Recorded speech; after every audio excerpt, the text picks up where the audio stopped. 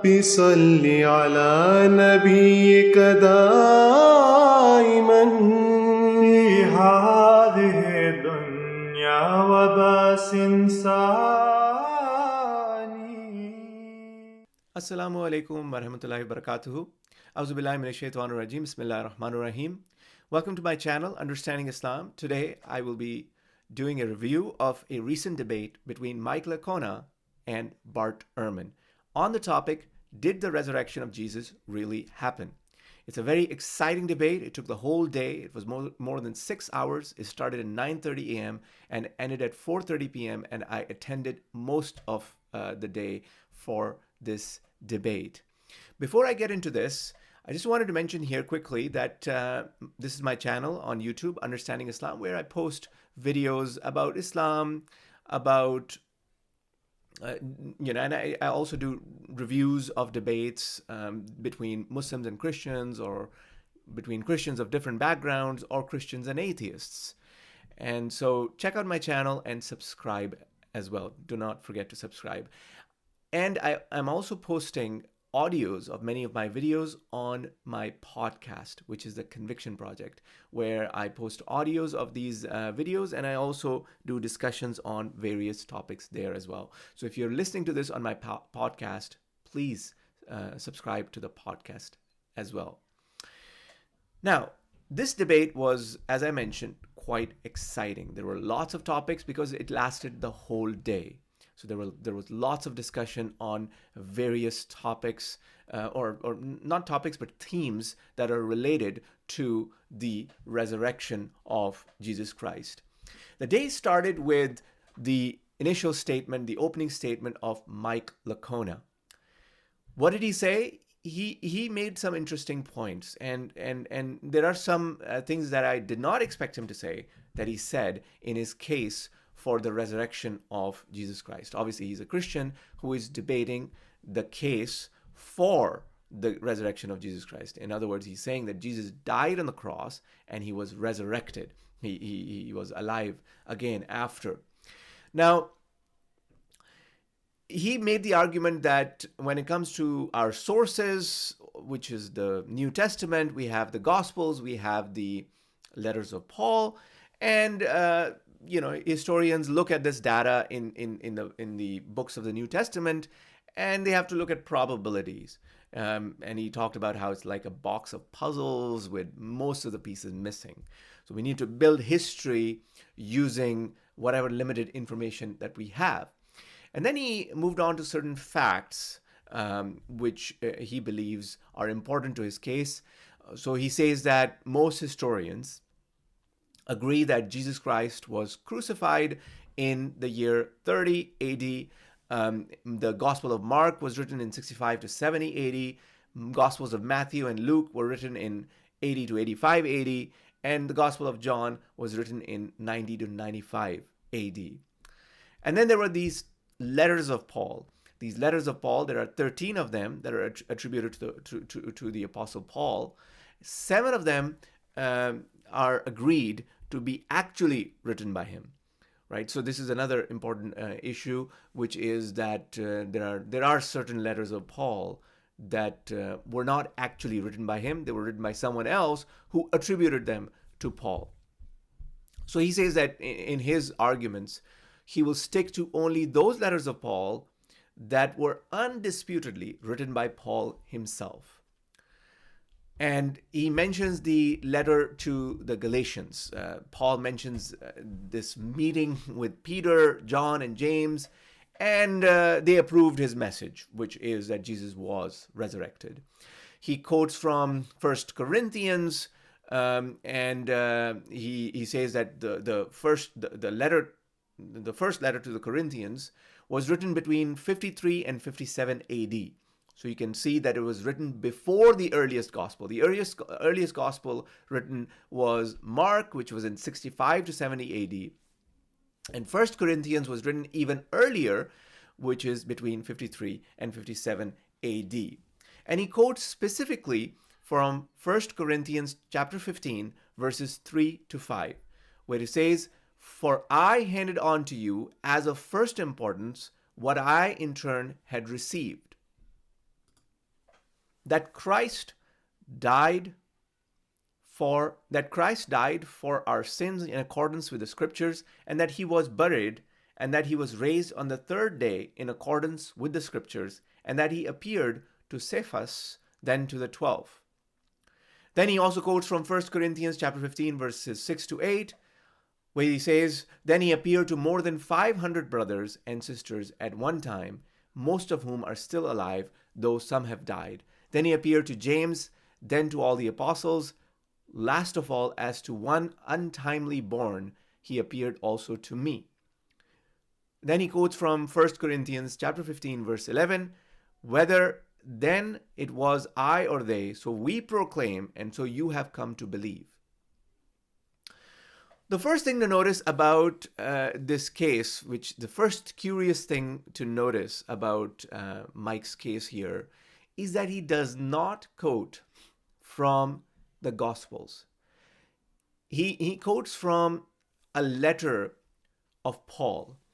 So immediately I have an issue with that, because I'm thinking that why do we need to quote a person who did not even meet Jesus during his life, who persecuted the Christians, and who is now saying that he knows and who's now being quoted as an authority regarding the most important aspect of the Christian faith, or the most important doctrine of present-day Christianity. I mean, I don't consider this to be true Christianity. I believe that those Christians who believe that Jesus Christ was only a human and that this resurrection did not happen would be true Christians, and so my perspective is very different. But from their perspective, from the modern day Christian perspective, it sounds a little bit odd that they are making their case based on what Paul is saying and not on what Jesus said himself. Right? There's no quotation here where Jesus says, "I have been resurrected, and now you should take this message and tell others, I died and I was raised by God on the third day," or "I am God who was raised on the third day." None of those quotations. We have quotations coming from a person who never met Jesus and who used to persecute Christians. Okay, so that's one problem that I see here. The second problem I see here is that there are no quotations from the Gospels. I mean, the case is not being made from the Gospels. Why is that important? Because the Gospels are the primary source on Jesus Christ. Even though Mike makes it clear that the Gospels were written later and he's trying to quote a document that comes before the Gospels, but the thing is that the Gospels are the primary source about Jesus, right? They are the ones which should be telling us that Jesus Christ was resurrected, and they should consistently tell us that this resurrection happened.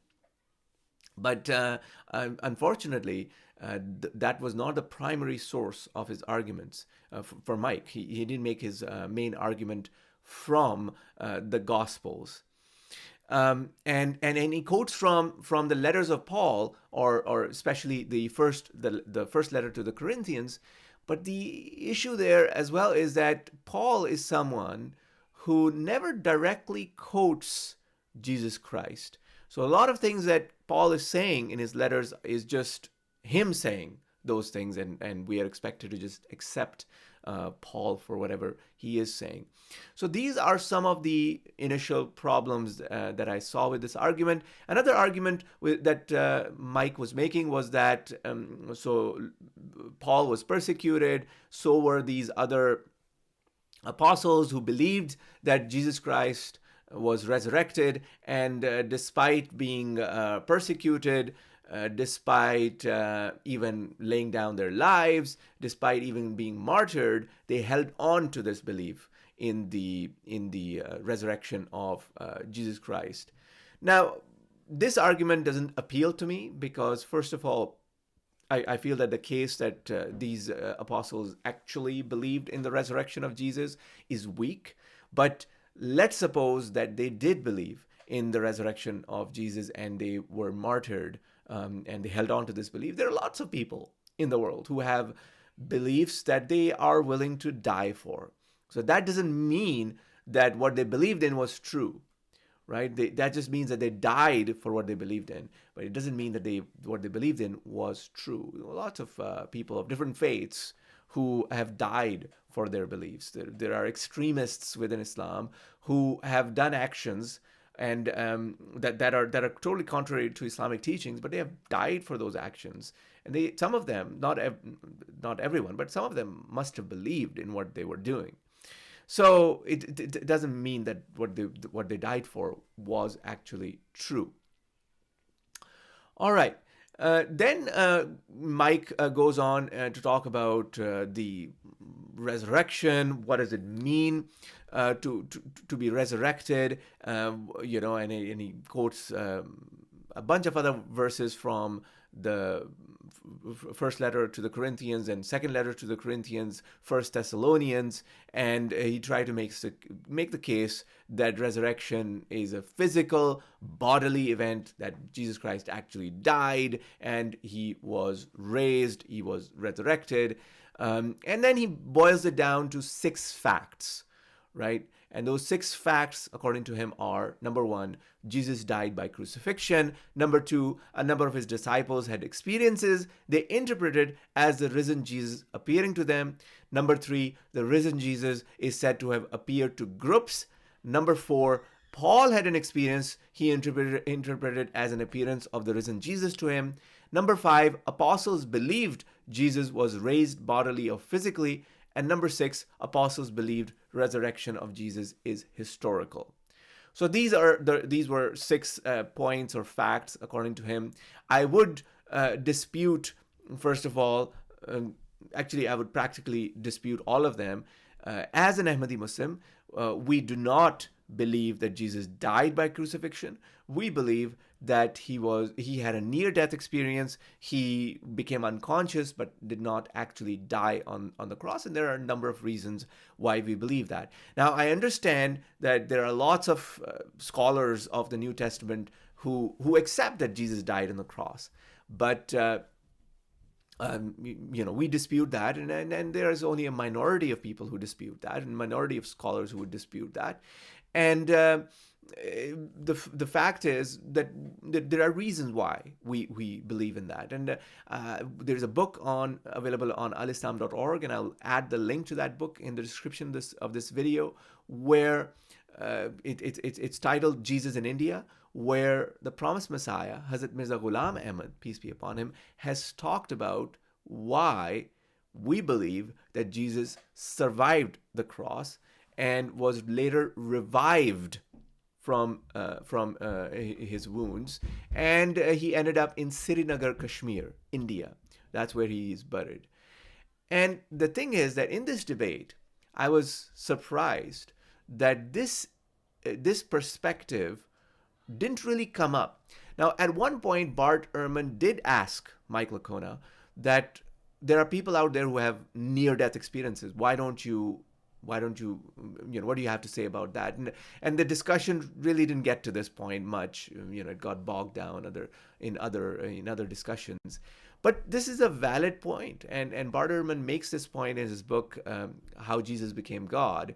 And this possibility, I mean, he himself doesn't accept this possibility, but he acknowledges this possibility that a case could be made that Jesus just had a near-death experience and he didn't actually die. And what people saw later on when the quote-unquote risen Jesus was not actually a Jesus who had died and was resurrected, but he was a Jesus who had revived from his wounds.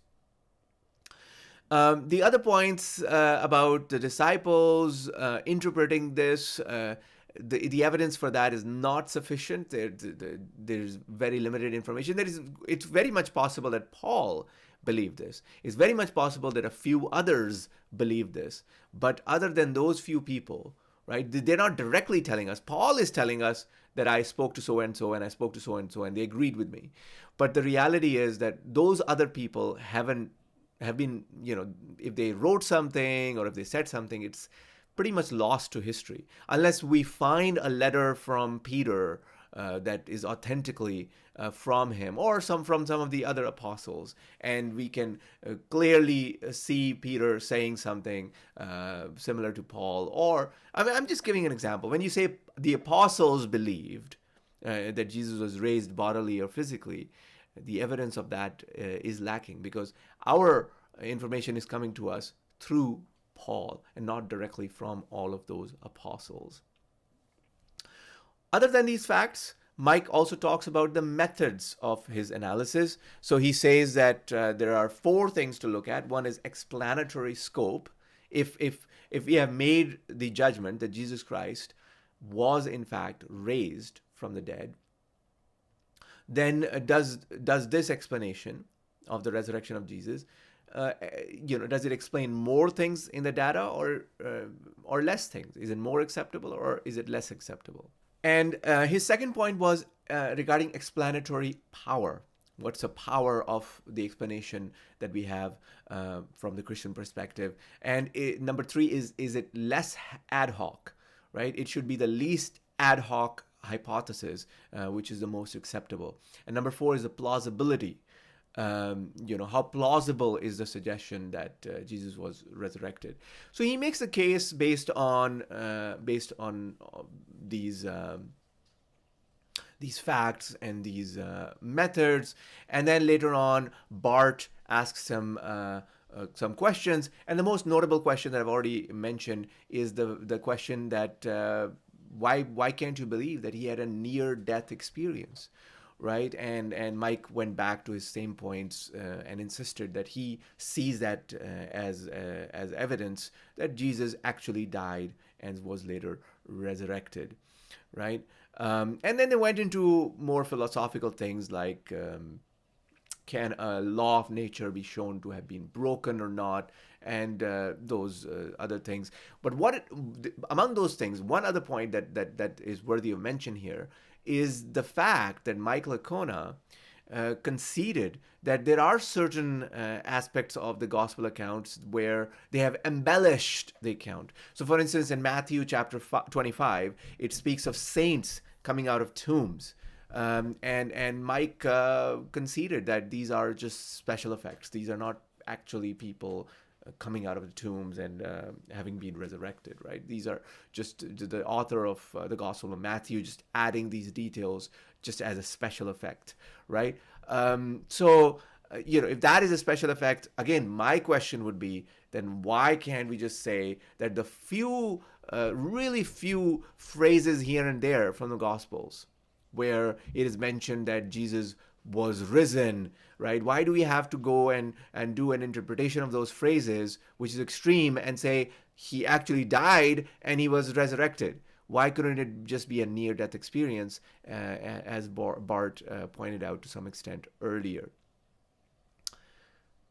Then there was the opening statement from Bart Ehrman, where he talked about the ancient world. He talked about amazement in the ancient world, how in the ancient world people were very quick to point out that this is God or this was done by God. They would see a sunrise, they would see a childbirth, they would see crops harvested.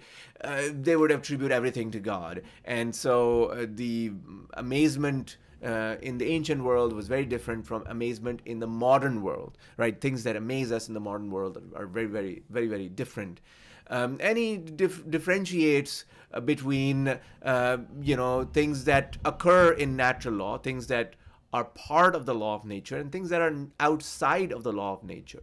And historically, the chances or the impossibility of proving something that occurred against the law of nature. If according to the law of nature, people who die remain dead. They don't come back. They're not resurrected, and that's the law of nature. So how can you prove that a law of nature has been violated in the case of Jesus Christ? So he was making the scientific argument that this is something that we cannot observe empirically. And so it's not possible for us to accept that. And then he moves on to something I feel that from a religious perspective is more important, which is the reliability of the Gospels. Right? A religious person will just simply, in light of the challenge from science, will just say that I believe that Jesus Christ was resurrected. So from a religious perspective, we have to look at actually the theology, or the source of that theology, in this case the gospel accounts. And when it comes to the gospel accounts, Bart Ehrman pointed out that the authors of these gospels are anonymous, they're Greek speaking, they're writing 35 to 65 years after the crucifixion of Jesus. And the gospel authors never claim to have interviewed eyewitnesses. So those people who actually saw the crucifixion, the gospel authors never say that we spoke to them. Right? This was later challenged by Mike, but the verses that he brought up, for instance, from Luke, in the beginning of Luke, do not satisfy you. If you go and read the beginning of Luke, it doesn't satisfy us that Luke was actually speaking to an eyewitness. So none of these accounts are, first-person accounts. In fact, in the beginning of Luke is chapter 1, verses 1 to 4. But even there, he doesn't say that he talks to eyewitnesses. So basically, these are oral traditions. So the oral traditions are being passed around for 30 to 60 years before they are actually written down. So an entire lifetime goes by before these traditions are written down. So they were in circulation for 30, 40, 50, or 60 years before they were written down. And when they were written down, there is inconsistency in the narratives of death and resurrection of Jesus. So for instance, if you ask the question that after they found the tomb empty, right? Because Jesus was put in this tomb, and for your information, the tombs at that time were such that you could walk into them and walk out, and so when the women found the tomb empty, who did they tell?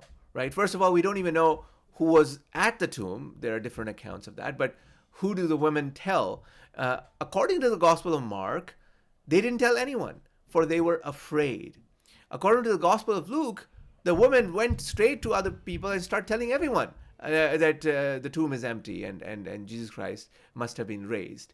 And then another important question when it comes to the resurrection is that where do those resurrection appearances took place? This is an important question. If you believe that Jesus was resurrected, then the important question is that where did this resurrection appearance take place? According to Matthew, everyone is told to go to Galilee, and it's 100 miles away, and that's where Jesus appears to them. In Luke, Jesus appears to two of them on the same day, and then the same day they were told to stay in Jerusalem. And in the book of Acts, which is basically a second part to the Gospel of Luke, it's written by the same author. It says that they were told to stay 40 days in Jerusalem, right? In Matthew, they immediately go to Galilee, which is 100 miles away. According to Luke, they stayed in Jerusalem, and Jerusalem is where Jesus appeared to his disciples. So it's very difficult to, in fact, it's impossible to reconcile this information. So according to Bart Ehrman, and I agree with him on this, that there's only one eyewitness from 2,000 years ago who's actually saying that Jesus Christ was risen or was resurrected, and that is Paul, right? Paul is the only one on whom the Christians have to rely. And he gave an example of Joseph Smith, and how in the case of Joseph Smith, there are 11 eyewitnesses, but that's another topic that I won't get into, although this came up a number of times and this was discussed. So, this is what the reality is of the Christian case for the resurrection of Jesus. Now, what counts as evidence? Right? This is another issue that Bart brought up. When you look at the evidence, we are told that the tomb was empty, so Jesus must have been resurrected.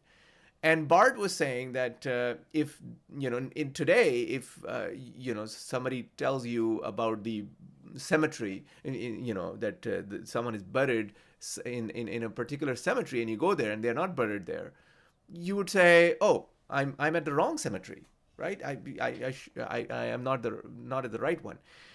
I would like to add to this that if the women went to the tomb and Jesus was not there, and they saw someone there, a man, according to one gospel, according to another gospel, they saw an angel. In either case, they're told that Jesus is risen, right?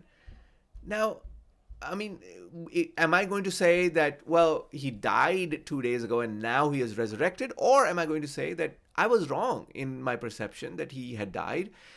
He probably never died and he has just recovered from his wounds, right? So if I look at the empty tomb, it's not clear evidence. It's most likely that Jesus was injured or something, and he was revived, right? He survived the whole crucifixion experience. And then Bart addressed some of the other points from Mike Liconna, and I won't get into all of those points. Those get really detailed, but basically, according to Bart, the resurrection appearances of Jesus were possibly just hallucinations, people imagining that they have seen him. But from our perspective, those were not hallucinations. Those were actual appearances of Jesus who had revived from his wounds, who had not died in the first place, and it was just simply a near-death experience. Now, another point or another aspect of the point that came up was the evidence. So from Bart Ehrman's perspective, this is an amazing event where a law of nature had been broken, that Jesus had died and had been resurrected. But the evidence is not good enough, and he I've mentioned this before, but when he added to this later on, so for instance, he talks about 1 Corinthians chapter 15 verses 3-5, which Mike had brought up earlier. He says that this information about the resurrection of Jesus that Paul is talking about, where does he get this information, right? According to Mike Liconna, this is something that is coming from the apostles, but we don't know that. Paul doesn't say that he got it from the apostles. He does not say where he got this information, right? In what state of mind did he get this information? We don't know, right? This is information that is coming 25 years after the crucifixion from one claimant, and the others who are quoted by him are not directly telling us this information, right? And when we compare this to some persons in history, again, he gives the example of Joseph Smith, Baal Shem Tov, Apollonius of Tyanus. I'm not sure if I'm pronouncing this correctly, but these people also, people claim that they died, or there are other kinds of claims about them. Do we accept all of them, or and why is the evidence about Jesus Christ more important or more weighty as compared to the evidence from these other persons? So the bottom line is that Christians believe this because they believe in the Bible, right? That's why they have this belief. According to Mike's views, the Gospels were written decades later, and there are certain stories in the Gospels that did not happen. They contradict each other on some points. And so at the end of the day, would you really consider this the best evidence for the violation of a law of nature, right? So that's the bottom line, and that's the main issue here. So these are some of the main points, some of the salient features of this debate. And I've covered what was said in the opening statements and what was said in the rebuttals and what was said in some of the questions and answers that were made back and forth. As I end this discussion, I just want to ask you that if you have learned something, please do let me know in the comment section. And if there's some feedback for future discussions or future, uh, videos that I can produce on this, and whether or not something is more helpful or something is less helpful, feel free to give me feedback in the comment section. If later on, when I'm able to see the remaining part of this debate with the question and answers, and I'm able to listen to each question and answer, and something else extraordinary comes up, I will maybe post another video.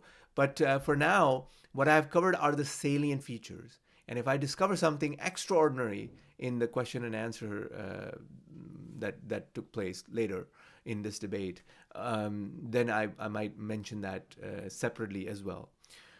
I appreciate all of you who took the time to watch my review of this debate, and I made it especially with the intention that if you're not able to watch this whole debate, then at least from this review you can get some of the important points and note them down for your own information and for your own study.